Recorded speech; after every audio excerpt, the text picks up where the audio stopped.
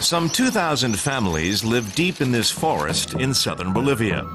Indigenous to the area, they're named for their language, Guarani.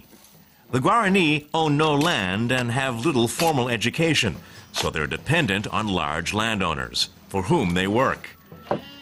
Their pay is negligible, and they're often in debt to their employers.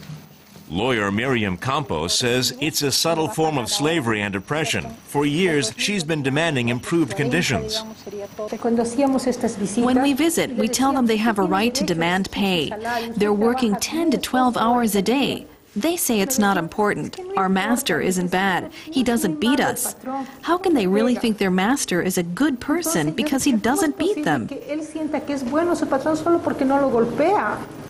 The Bolivian Justice Ministry sends Miriam Campos here from the capital every few months. She fights to ensure the Guarani are paid for their work and that their dignity as human beings is respected. Sometimes landowners give in and distribute a bit of back pay to the people who've worked for them for years.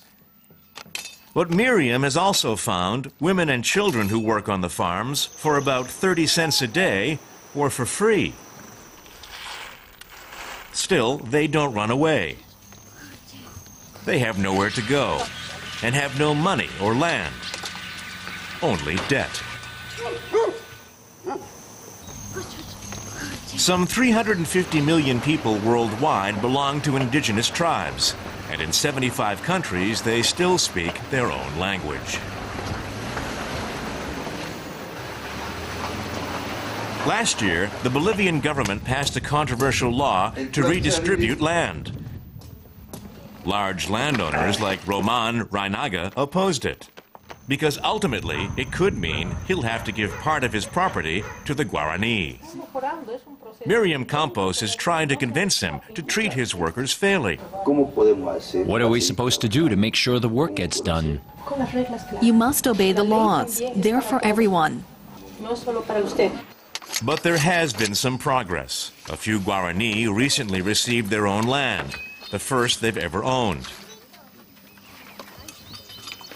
Deep in the forests in Chaco, more than 20 people are building a new village on formerly private land. Paulina Molino has spent most of her life as an indentured servant on a hacienda. A few months ago, she, her husband, and their 5 children left the estate to come to the new village. Even though conditions are provisional, she's enjoying her newfound freedom. I tell my children, whatever happens, you have to learn that when we die, you don't end up back in the hands of the big estate owners.